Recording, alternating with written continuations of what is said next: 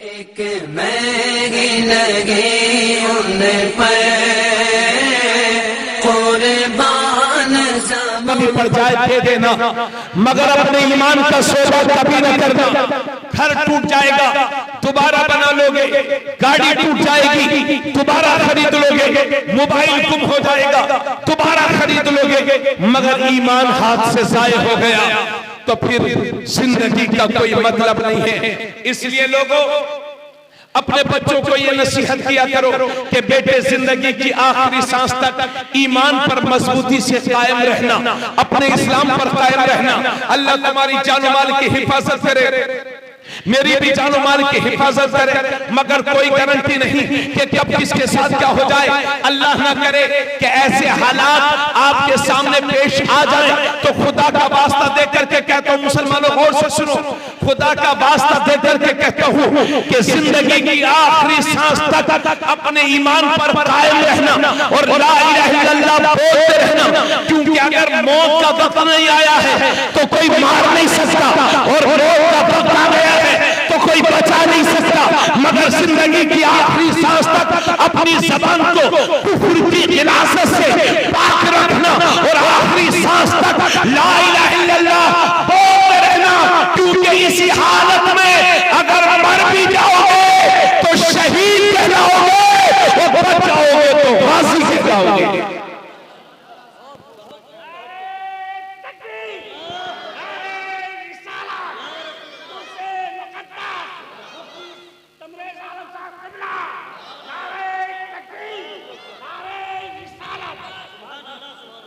और एक मसला भी सुन लो, एक मसला सब लोग मेरी बात की तायीद करेंगे। मसला सुनो मेरे भाई, अगर आपकी जिंदगी में, चूंकि आजकल ये सब बहुत चल रहा है इसलिए बता रहा हूं, आपकी जिंदगी में अगर कोई मौका ऐसा आ जाए, अल्लाह ना करे, अगर कोई मौका ऐसा आ जाए कि आपसे कोई कहे कि कुफरी काम करो, कुफरी बोली बोलो वरना मार दिए जाओगे, अगर ऐसे हालात आपके सामने हैं तो इस्लाम इजाजत देता है कि दिल में बुरा जान करके जबान से अदा कर सकते हो ताकि जान बच जाए, मगर ऐसे नाजुक वक्त में भी आखिरी दम तक अपनी जबान को कुफ्र की गिलासत से पाक रखना और अल्लाह बोलते रहना, ये कमाल ईमान की दलील है। मर जाओगे तो शहादत का रुतबा पाओगे। इसी वजह से जमीले कादरी कहते हैं कि मैं वो सुन्नी हूँ जमीले कादरी, मरने के बाद मेरा लाशा भी कहेगा अस्सलातु वस्सलाम। ऐसे मुसलमान बनो, तुम सेकुलर बनने के चक्कर में मालूम नहीं क्या क्या कर रहे हो। अमन नेता उतने ही बनो कि जितने में आपका ईमान खतरे में न पड़ने पाए। प्रधानी चली जाएगी दोबारा आ जाएगी, मिंबरी चली जाएगी दोबारा आ जाएगी, लेकिन ईमान हाथ से जाहिर हो गया तो कुफ्र की जिंदगी जिल्लत की जिंदगी है। इसलिए खुदारा अपने ईमान का सौदा कभी ना करो। नाजुक वक्त है मुसलमानों, अगर आज के दौर में अपना ईमान बचा करके ले जाते हो और दुनिया से चले जाते हो ला इलाहा इल्लल्लाह बोलते हुए, तो ये बहुत बड़ी कामयाबी आपकी समझी जाएगी। हजरात, यही गुजारिश करने के लिए आपसे आया हूं, इसलिए मैं कहीं कहीं पिछले 2 महीने से ये जुमला कह रहा हूं, ए मुसलमानों, अपनी जान बचाने से ज्यादा अपने ईमान बचाने की फिक्र कीजिए। मजमे से कोई एक साथ खड़े होकर के जरा बेहतरीन नारा लगा दे ताकि ताजगी पैदा हो जाए। सब लोग मिल के बोले,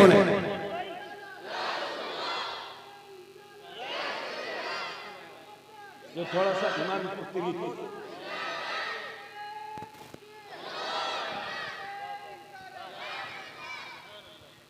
और ये मेरे हाथ में 10 का नोट है, तवज्जो से देखें मुसलमानों, इसमें लिखा हुआ है ए, उसके बाद बना है 0, माल बना 10 रुपया, इसी पर एक 0 और लगा दो, कितना बनेगा?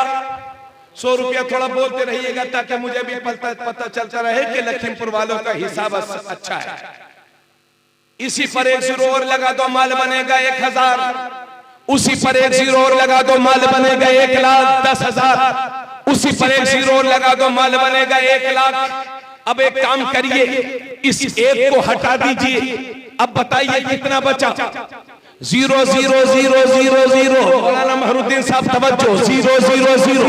चाहे बलिया तक 0 लगाते रहो फिर भी 0, चाहे सिसैया तक 0 लगाते रहो फिर भी 0, चाहे लतीपुर तक 0 लगाते रहो फिर भी 0, क्योंकि इन 0 की कीमत इसी इकाई के साथ है। अगर इकाई है तो 10 है, इकाई है 200 है, इकाई है तो 1000 है, इकाई है तो 10,000 है, इकाई है तो 1,00,000 है। इस छोटी सी मिसाल के साथ ये भी समझो गोया के इसी इकाई की तरह हमारा ईमान है। अगर ईमान है तो नमाज कबूल है, अगर ईमान है तो रोजा कबूल है, अगर ईमान है तो हज कबूल है, अगर ईमान है तो सब कुछ कबूल है, वरना सब कुछ फजूल है।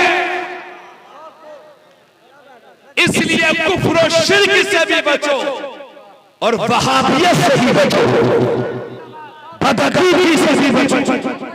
उस रास्ते पर चलो जो सुन्नियत का रास्ता, जो हमें बुजुर्गों से जोड़ता है। तवज्जो चाहूंगा, इजाजत है आप लोगों की समझ में आ रही है बात? अब जरा गौर फरमाएं। ईमान में पुख्तगी के बाद एक मुसलमान के लिए जो सबसे ज्यादा जरूरी है वो है 5 वक्त की नमाज। बोलो सुभान अल्लाह। सभी लोग सुने मेरी बात को। ये हमारे हजरत मौलाना फैजानुल हक साहब हैं, ये मेरे अजीज हैं, मेरे शागिर्द भी हैं।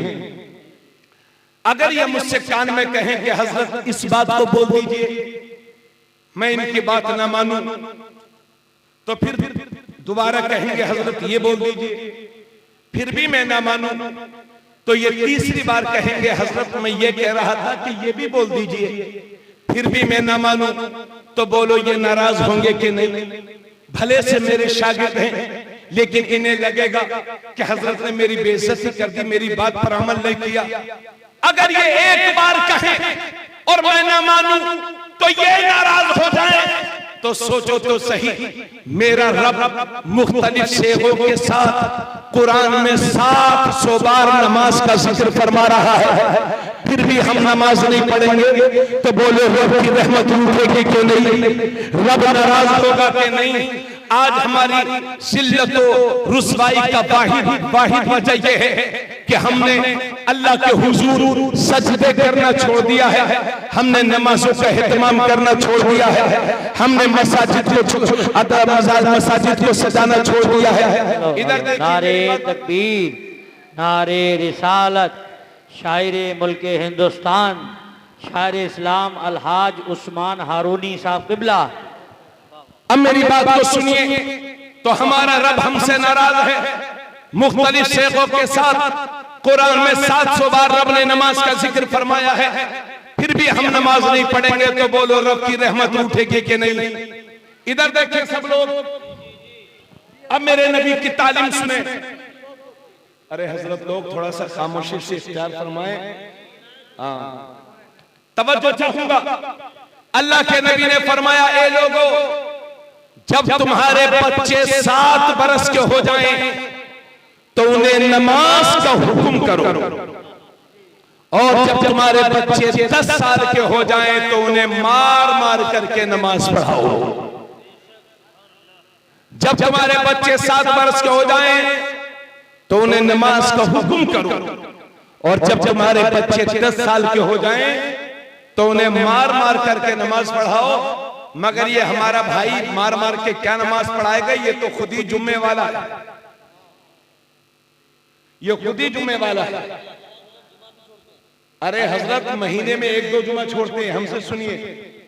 और लॉकडाउन में तो कुछ लोगों ने 3-3 महीने तक नमाज ही नहीं पढ़ी, और लोग कहते थे अरे भाई साहब आपने जुम्मा नहीं पढ़ा। अरे हजरत दिल तो बहुत कर रहा था, मगर क्या बताएं, पुलिस आने का खतरा, ये वो फला ढिमाका। और जब ईद का दिन आया तो 4-5 दिन पहले से फोन आना शुरू हो गए, बोले हजरत वो सुबह के 4 बजे सहरी से पहले नमाज ईद पढ़ लेंगे तो हो जाएगी। हजरत वो छत पर चुपके से 5 लोग नमाजी, यानी नमाजी ईद की इतनी फिक्र है, जो पंजगाना नमाज ये फर्ज है। याद रखिए ईद की नमाज से ज्यादा अहमियत नमाज पंजगाना की है। समझ गया? तो अल्लाह के नबी ने फरमाया जब तुम्हारे बच्चे 7 बरस के हो जाएं तो उन्हें नमाज का हुक्म करो, और जब 10 साल के हो जाएं तो उन्हें मार मार करके नमाज पढ़ाओ, लेकिन डंडे से नहीं मारना है, तमाचा मार देना है, डांट देना है, तंबीह कर देना है, ताकि आपका बच्चा बचपन ही से नमाज का आदी हो जाए। मेरे नबी ने यह भी फरमाया कि जब तुम्हारा बच्चा 10 साल का हो जाए तो उसे मार मार करके नमाज पढ़ाओ, और जब तुम्हारे बच्चे 10 साल के हो जाएं तो उनके सोने के बिस्तर अलग अलग कर दो, यानी 10 साल उम्र होने के बाद बच्चे एक बिस्तर पर एक साथ ना सोएं। यह हमारे नबी की तालीम है। हालांकि आप सब जानते हैं, और मेरी बहन आप भी सुन, जिस तरह से बालिग होने के बाद मर्दों पर नमाज फर्ज है, इसी तरह से औरतों पर भी नमाज फर्ज है। उन चंद दिनों को छोड़ करके कि बालिगा होने के बाद औरतों को जो हर महीने आदि तौर पर खून आता है, जिसे हैज कहते हैं, जिसकी मुद्दत कम से कम 3 दिन है और ज्यादा से ज्यादा 10 दिन है, अगर 10 दिन के बाद भी वो खून आता है तो वो बीमारी का खून है। उस आलम में औरतें वुजू करके, ताजा वुजू करके नमाज पंजगाना पढ़ें। तो एक तो वो, और दूसरी सूरत जब बच्चे पैदा होते हैं तो औरतों को जो खून आता है उसे निफास कहते हैं, जिसकी कम से कम मुद्दत मुतय्यन नहीं है, और ज्यादा से ज्यादा 10 दिन, ज्यादा से ज्यादा 40 दिन। अगर 40 दिन के बाद भी वो खून आता है तो वो बीमारी का खून है। तो उन दिनों में, यानी हैज और निफास के दिनों में औरतों पर नमाज माफ है। बाकी जब से बालिगा हुई हैं, शर्तों के साथ जिंदगी की आखिरी सांस तक, मेरी बहन, जिस तरह से मर्दों पर नमाज फर्ज है, इसी तरह से औरतों पर भी नमाज फर्ज है। अल्लाह के नबी ने फरमाया जो सुबह सुबह बाजार की तरफ जाता है तो वो शैतान का झंडा लेकर के जाता है, और जो सुबह सुबह मस्जिद की तरफ जाता है तो वो अल्लाह के दीन का झंडा लेकर के जाता है। अब मुसलमानों, ये फैसला आपको करना है कि सुबह उठने के बाद आपको शैतान का झंडा उठाना है या अपने नबी के दीन का झंडा उठाना है। हजरात, और इसको भी गौर से सुनिए, ये बुखारी शरीफ की हदीस है। एक दिन मेरे नबी ने फरमाया कि मेरा ये दिल करता है कि किसी आदमी से कहूं कि लकड़ियों को इकट्ठा कर दे, और जब लकड़ियां इकट्ठा हो जाएं तब मेरा ये दिल करता है कि किसी आदमी से कहूं कि लकड़ियों में आग लगा दे, और जब लकड़ियों में आग लग जाए तो आका फरमाते हैं तब मेरा ये दिल करता है कि किसी आदमी से कहूं कि इमामत करे, नमाज पढ़ाए। और जब सब लोग नमाज पढ़ने लगे, इमाम नमाज पढ़ाने लगे, तब नबी फरमाते हैं तब मेरा ये दिल करता है कि उस आग को उठाऊं और उन लोगों के घरों को आग लगा डालूं जो मस्जिद में नमाज पढ़ने के लिए हाजिर नहीं हुए। समझ गए आप? यानी सहाबा नमाज तो छोड़ते ही नहीं थी। नबी उन लोगों से नाराज हैं जो मस्जिद में जमात से नहीं पढ़ते। आका फरमाते हैं मेरा ये दिल करता है कि उनके घरों को आग लगा डालूं। इससे समझिए कि बेनमाजियों से मेरे नबी कितने नाराज हैं। अल्लाह के नबी ने हजरत अली से फरमाया था, ए अली, 3 कामों में कभी देर मत करना। जब नमाज का वक्त हो जाए तो नमाज की अदायगी में देर मत करना। जब जनाजा तैयार हो जाए तो उसकी नमाज जनाजा पढ़ने में देर मत करना। और जब किसी बेवा का, विधवा का मुनासिब रिश्ता मिल जाए तो उसका निकाह करने में देर मत करना। ये मेरी बहन, यहां से लेके वहां तक मर्दों से ज्यादा औरतें होंगी। मेरी बहन, खोखले नारे सुनते सुनते हम परेशान हैं। आज नारा लगता है बेटी बढ़ाओ, बेटी बचाओ, बेटी पढ़ाओ, नारी को सम्मान दो। मगर हम देख रहे हैं कि अपने ही मुल्क में कुछ लोग ऐसे भी हैं कि अगर सुबह सुबह किसी बेवा पर विधवा पर नजर पड़ जाए तो कहते हैं साहब आज का दिन हमारा खराब हो गया, इस मनहूसा पे हमारी नजर पड़ गई। अरे भाई एक बात तो बताओ, मरा कोई और है और आप इसको मनहूस क्यों कह रहे हैं? बोलो। ये आदतें आज लोगों में है, अल्लाह का शुक्र है हम तो मुसलमान हैं, लेकिन आप लोगों के अंदर तो इस तरह के वसवसे आ गए हैं। अगर आप कहीं कार से जा रहे हैं या मोटरसाइकिल से जा रहे हैं और सामने से बिल्ली गुजर जाए, बिल्ली, तो मियां वहीं खड़े हैं। क्यों? कि बिल्ली कुत्ता गुजर गया। आप भी तो करते हैं ये काम। और बहुत सारे लोग फोन करते हैं, हजरत वो शादी करनी है मुझे अपनी बेटी की, कोई अच्छा सा दिन बताइए।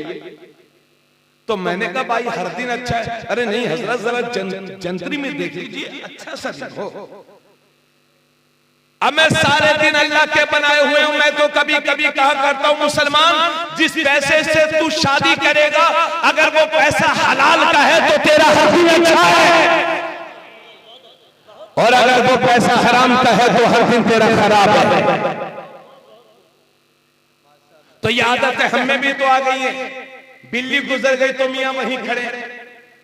अब मैं जिस कौम के पास बिस्मिल्लाह जैसी अनमोल चीज हो उसे किस बात का गम। अगर ऐसा कभी हुआ करे तो छोटी सी बिल्ली जा रही है यार, तो बिल्ली को जाने में क्या परेशानी है? अरे भाई बिल्ली जा रही है, आप भी तशरीफ से जाए। लेकिन ये वसवसे हमारे जहनों में इसलिए आ गए हैं कि हमने शरीयत से दूरी बना रखी है। तवज्जो चाहूंगा और सुन मेरी बहन, आज नारा लगता है बेटी को सम्मान दो, नारी को सम्मान दो, बेटी पढ़ाओ बेटी बचाओ। लेकिन मेरी बहन, अगर इस दुनिया में तेरा सबसे बड़ा कोई हकीकी मोहसिन है तो वो मेरे पैगंबर की जात है। सुनो मेरे नबी की हदीस, तिरमिज़ी शरीफ जिल्द-ए-सानी, अल्लाह के नबी फरमाते हैं, मन कानत लहू सलासु बनात औ सलासु अखवात औ इब्नतान औ उख्तान फअहसन सुहबतहुन्ना वत्तक़ल्लाह फीहिन्ना फलहुल जन्नह। अल्लाह के नबी फरमाते हैं कि अल्लाह ने जिसे 3 बेटियां दी या 3 बहनें दी या 2 बेटियां दी या 2 बहनें दी, और उसने अपनी बहनों के साथ अपनी बेटियों के साथ अच्छा सलूक किया, उनके हुकूक अदा कर दिए, उनका ख्याल रखा, तो नबी फरमाते हैं फलहुल जन्नह, उस शख्स के लिए जन्नत है। और से सुनिए, अल्लाह के नबी फरमाते हैं मनी दुनिया बिशैइन मिनल बनात फसबर अलैहिन्ना कुन्ना लहू हिजाबम मिनन नार। अल्लाह ने जिसे बेटियां दी और उसने अपनी बेटियों पर सब्र किया तो कयामत के दिन उसकी ये बेटियां उसके लिए जहन्नम से पर्दा बन जाएंगी। यानी बाप के अमाल तो इस काबिल होंगे कि जहन्नम में जाएं, लेकिन ये हमारी बेटियां हमें बचा लेंगी, हमारी बहनें हमें बचा लेंगी। अल्लाह के नबी ने एक बार दाहिना हाथ उठाया और दाहिने हाथ की ये 2 उंगलियां उठाई और फरमाया मन आला जारियतैन, जिसने 2 बेटियों की परवरिश की तो वो और मैं जन्नत में इन 2 उंगलियों की तरह करीब करीब होंगे। सुभान अल्लाह।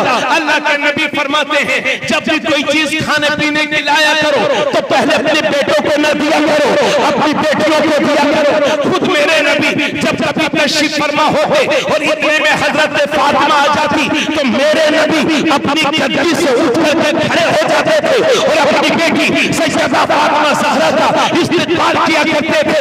ये नारी का सम्मान, ये औरतों की इज्जत जो पैगंबर इस्लाम ने दी है।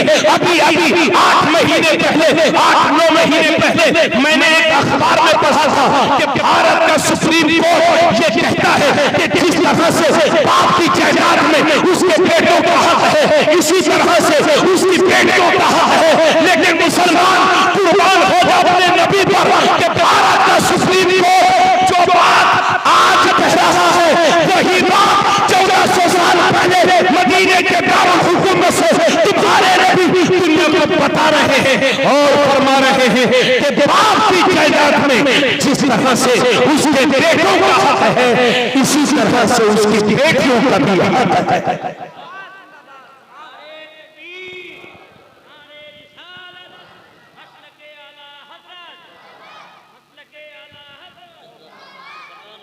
लेकिन देते हो बेटियों का हक, देते हो आप। हजरत मस्तान शाह को गवाह बना करके आज तबरेज आलम कादरी ऐलान करता है, अपने बच्चियों को चाहे जहेज दूं या ना दूं, लेकिन कसम खुदा की, शरीयत ने मेरी जायदाद में जो मेरी बेटियों का हक मुकर्रर कर रखा है, इंशाअल्लाह वो जरूर दूंगा। हमने इस्लाम को समझने की कोशिश ही नहीं की, वरना ये मंगनी, जूता चुराई, दूध पिलाई, 300 बराती खड़े होकर गाना, ढोल बाजा, बैंड बाजा, और शर्म की बात है अगर मस्जिद के इमाम साहब कहें कि जो बैंड बाजा बजाएगा, जिसके घर नाच गाना होगा, मैं उसका निकाह नहीं पढ़ाऊंगा, तो सबसे बड़े मुखालिफ ये हमारी आवाम।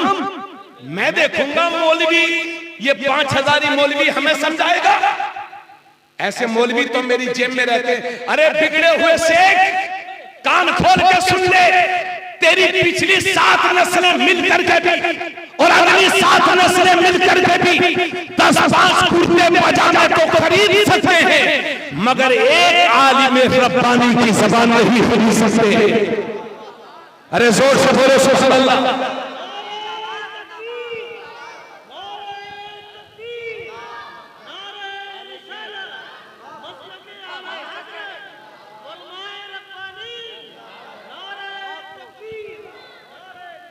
और सुनिए मेरी बात मुसलमानों, हमारी बस्तियों में बारातें आती हैं और हमारी घरों की छतों पर हमारी बहन बेटियां उन्हें तकती हैं, और ये लुच्चा लफंगा 20 रुपए का चश्मा लगा के और फटी हुई पैंट पहन करके ऐसे नाचता है जैसे अमेरिका से कोई फिल्मी स्टार आया है।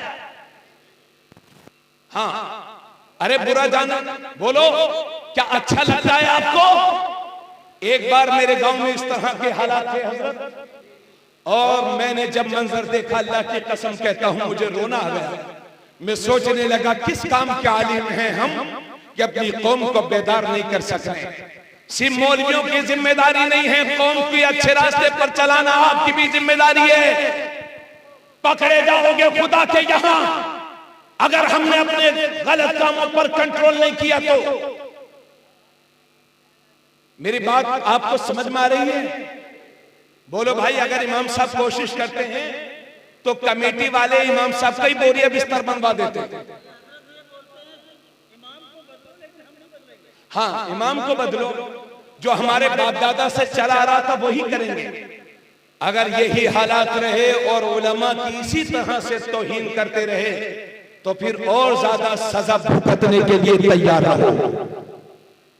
और अगर अपने हालात में तब्दीली चाहते हो, इज्जत की जिंदगी चाहते हो, तो मुसलमान बन के जियो। और सुनो, एक हदीस पेश कर रहा हूं, अगर हो सके तो अमल कर लेना। अल्लाह के नबी फरमाते हैं, सुन मेरी बहन, और बुराइयां तो बहुत हैं, मगर सबसे बुरी रस्म हमारे यहां जो है जहेज है, जहेज।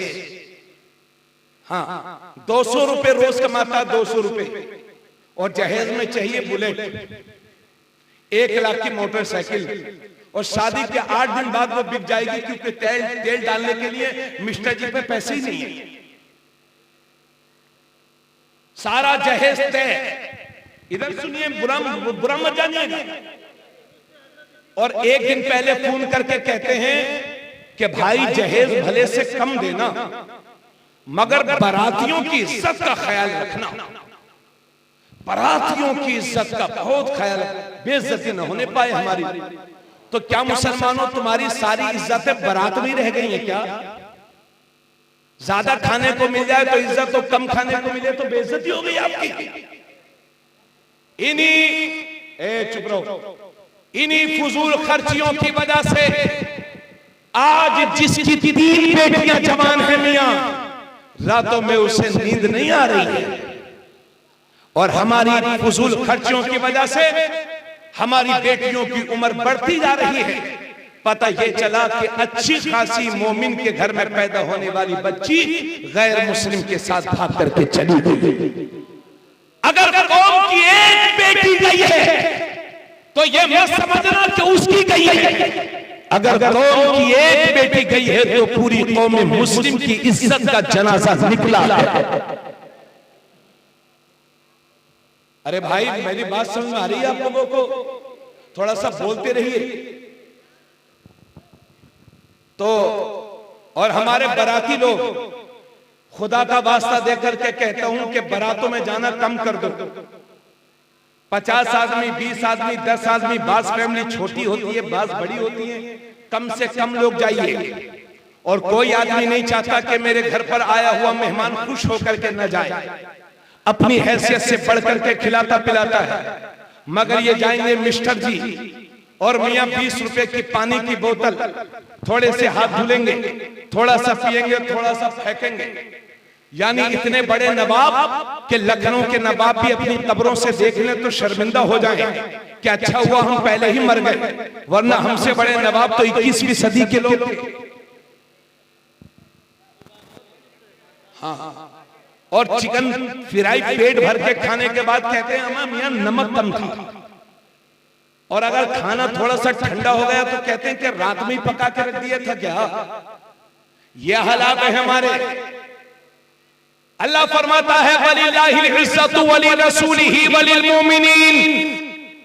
इज्जत अल्लाह के लिए है, इज्जत रसूलुल्लाह के लिए है, और इज्जत हर मुसलमान कलमा पढ़ने वाले के लिए है। तो आप तो हमेशा इज्जतदार हो, इसलिए इस बनावटी इज्जत के चक्कर में क्यों पड़े हो? अभी मैं पूछूं कि सबसे अच्छी शादी कौन सी है, तो कहेंगे हजरत जिसमें खड़े होकर के खाना हो, 10-10 तरह के आइटम हो, और इंतजाम बेहतरीन होटल में हो। या आपकी और हमारी सोच। लेकिन मुसलमान तेरे नबी फरमाते हैं इन्ना आज़मन निकाह बरकतन ऐसरुहु ना। नबी फरमाते हैं बेशक सबसे ज्यादा बरकत वाला निकाह वो है जो कम से कम खर्च में मुनक्किद हो जाए। आवाज आनी चाहिए सुभान अल्लाह। सबसे बेहतरीन शादी वो है जो कम से कम खर्च में मुनक्किद हो जाए। और जहेज जमीनें बेच बेच के लोग शादी कर रहे हैं। बोलो ऐसे ही है ना? हमें जमीनें बेच रहे हैं लोग शादी के लिए। आप मुझे बताइए कि कल को महंगाई भी बढ़ जाएगी और जमीनें भी कम हो जाएंगी और आपके घर में 4-5 पोतियां होंगी, बताओ तब क्या करोगे? इसलिए अपने हाथ से अपने पैर पर कुल्हाड़ी न मार मुसलमान। खुदा का वास्ता, मस्तान शाह का वास्ता देकर के कहता हूं मेरे सुन्नी भाइयों, अपनी फजूल खर्चों पर कंट्रोल कर लो, वरना बैठ करके रोगे रो। कम से कम खर्च में शादियां करो। और अमीरों से गुजारिश करूंगा, ये मेरे सेठ जी, आपके पास पैसा है तो खुदारा इतना खर्च ना करो कि गरीब अपने जज्बात से खेल जाए। अगर अल्लाह ने नवाजा है और ये अमीर लोग कम खर्च में शादी करेंगे तो इन्हें देख करके गरीब लोग भी कम खर्च में शादी करेंगे। और ये मत सोचना कि मेरी लड़की की शादी हुई थी तो 10 लाख उठे थे, अब मेरे लड़के की होगी तो समझी के 15 लाख उठवाऊंगा। अम्मा मियां, आज आप दूसरे के लिए अच्छा सोचो, कल तुम्हारे लिए भी अच्छा सोचने वाला मेरा रब पैदा फरमा देगा।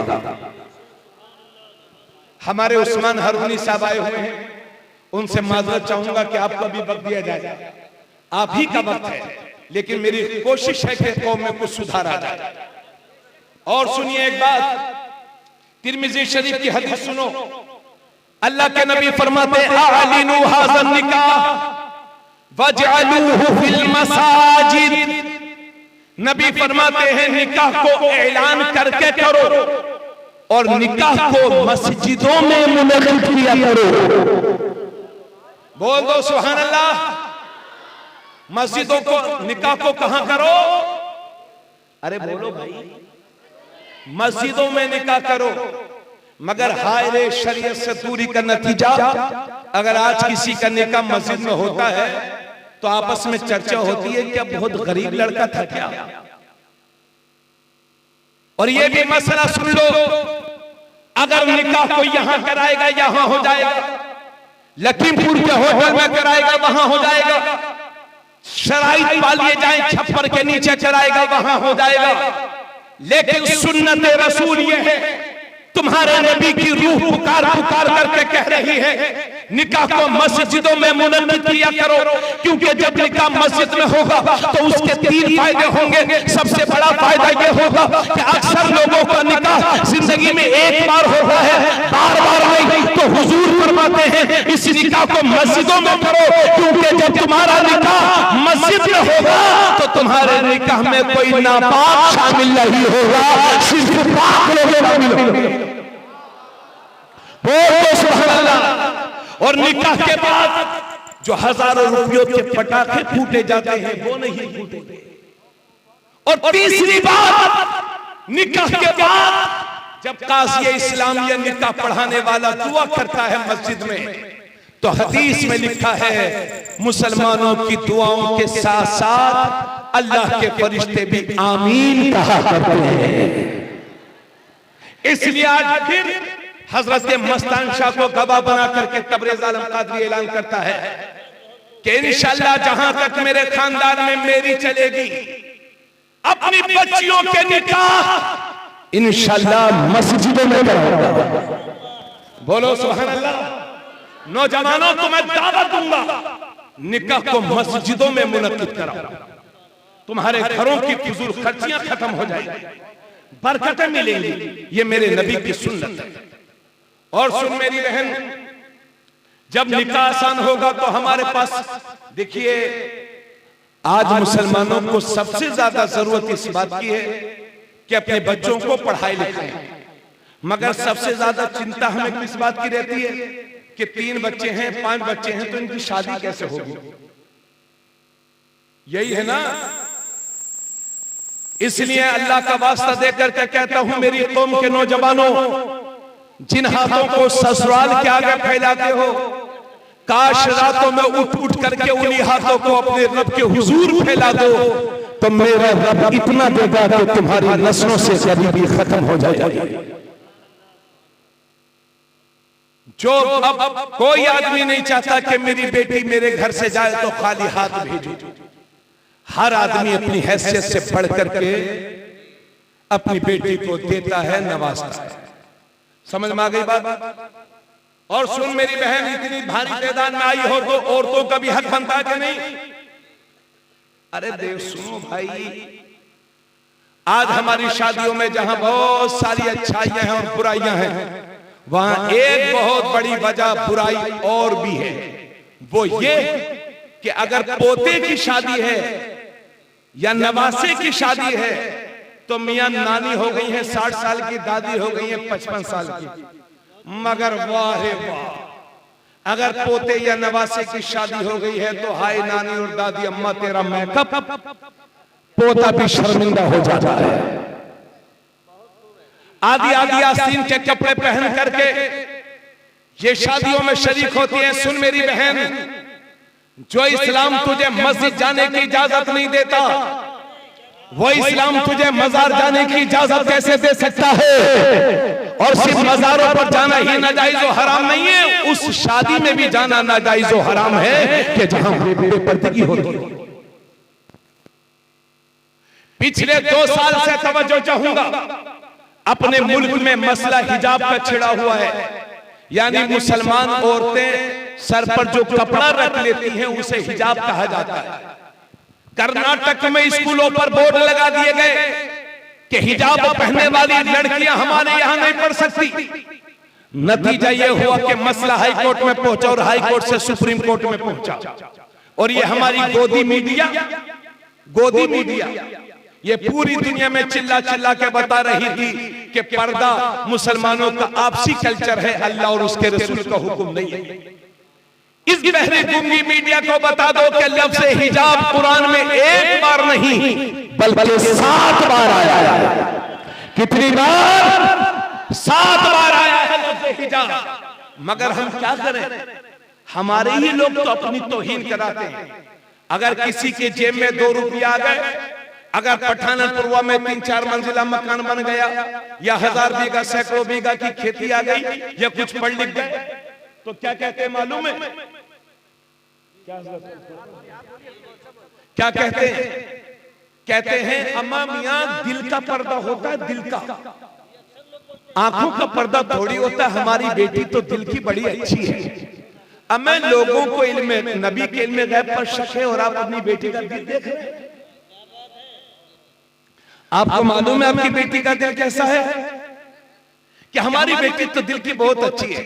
जब मैं बरेली शरीफ में था तो एक साहब बोले हजरत हमारी लड़की तो बहुत अच्छी है, घर से रश्ते में हिजाब पहन के जाती है, ऑफिस में जाती है, सीधे घर से वहां से घर आती है, बस हमारी बेटी तो दिल की बहुत अच्छी है।